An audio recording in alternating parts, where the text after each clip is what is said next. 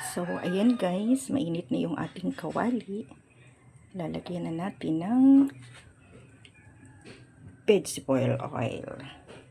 Hindi po yan sponsor ha. Medyo damihan natin ng konti kasi marami din yung ating lulutuin. Igisa muna natin yung alamang. Ito. Yan muna guys. Itong mga ingredients muna ito ang ating uunahin. Siyempre, una, ano ba yung inuuna yung gisahin? Bawang o sibuyas? Sa akin, bawang muna. Kasi siya ang nagbibigay ng aroma sa lahat ng mga niluluto. Yan. Pag medyo may brown-brown na, saka na natin ilagay ang sibuyas. Yan, medyo may brown ng konti. Lagay na natin ang sibuyas. Yan.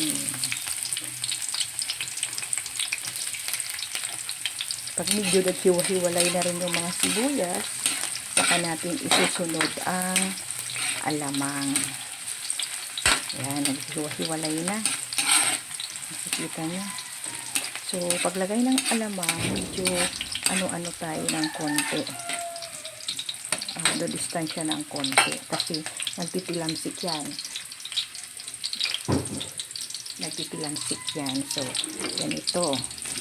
Yan. Lagay na natin ang alamang. Diba, nagtitilamsikan sila. Kaya, medyo magdistansya ng konti.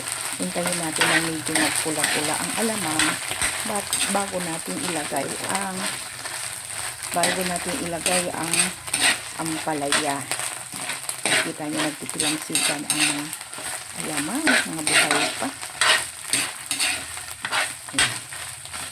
So, konti lang na katalon-talon pa ng mga alamang. Ayan. Amoy na. Pag medyo mapula-pula na ng konti, saka natin ilagay ang ampalaya. Ayan. Pero huwag natin hahayaan na naka-standby siya kasi matututong yan. Kaya kailangan galaw-galawin natin. Ayan. Disclaimer ha, hindi po ako share. Mga natutunan ko lang to ng mga lutong ito. Ayan. So, pwede na siya. Pwede na.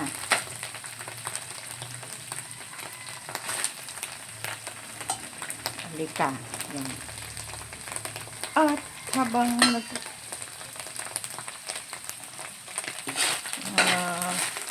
magpapahawak tayo ng cellphone. Halika, Maggie. Hawakan mo yung ating cellphone. Kasi, ganyan lang. Dito ka lang sa gilid. Ngayon, isusunod na natin ang ampalaya. Ayan.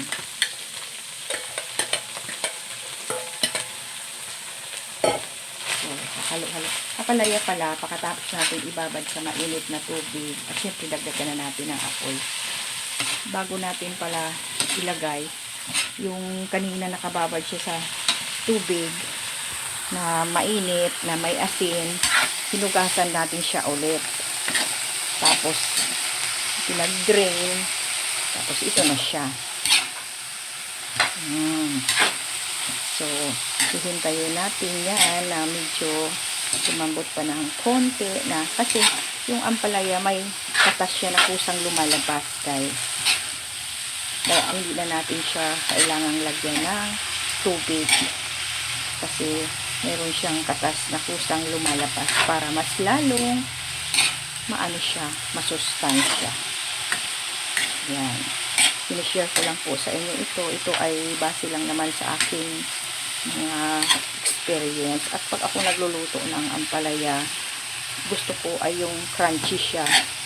Yung hindi siya masyadong luto. na yung pag kinakain mo ay parang malutong. Nalasap mo pa rin yung kanyang totoong katas. Ayan, guys. Hindi natin siya tatakpan kasi pag tinakpan natin yan ay mag-i-evaporate yung totoong lasa niya at lalambot ng masyado. Yan. Bango. Yan. So, bibilang tayo ng kahit konti na konti lang na ganyan at ilalagay na natin yung ating itlog na yan. Kailangan ilalagay natin siya ay mabula na mabula. Yan. So, habang hinihintay natin, amoy-amoy na natin ng mabango ang ating ampalaya vegetable. Haluin na natin sa huling sandali. Yan, makikita ninyo guys, may lumalabas na siyang patas. Ayan o. Pag ganyan na, pwede lang ilagay ang ating binating itlog. Yan. May lumabas ng katas. Doon. Ilagay na natin ng ganyan. Isang itlog lang guys ang nilagay ko. Kasi ayoko ng maraming itlog na lang yung nalalasahan. Siyempre hahaluin na natin siya. Para maghalo na ang itlog sa ampalaya. Sarap na siya. Ayan. Mga konting halo-halo lang to guys. At syempre, ilalagay na natin ang mahiwagang pangpasarap. Hindi ko na ito nilagyan pala guys ng asin kasi kanina nababad na yung ampalaya sa tubig na may asin. Sa mainit na tubig na may asin. Kaya pag nilagyan mo pa yan ng asin ay sobrang alat na niya. At syempre, ang ilalagay natin pangpasarap, ang pinakahuli, pero hindi po ito sponsor ha. Baka naman pwede ang ating nagpapasarap. Ayan. Dami-damihan lang natin ng konti. Ayan. Ayan ang nagpapasarap sa aking mga luto. Ayan. Presto! Ready na po ang ating ulam ngayong tanghali. Ayan po guys. Ready na siya. At maya-maya lang ng konti, isa-serve na natin siya. Ganun lang po kadali, o diba? Nakita niyo naman kung gaano kasarap ang gulay na galing sa likod bahay. Pag may itinanim, may aanihin. Kung gusto naman ninyo, lagyan nyo ng kaunting sili, pwede rin. Ako ganyan na lang, sapat na. Thank you sa panonood. Bye-bye!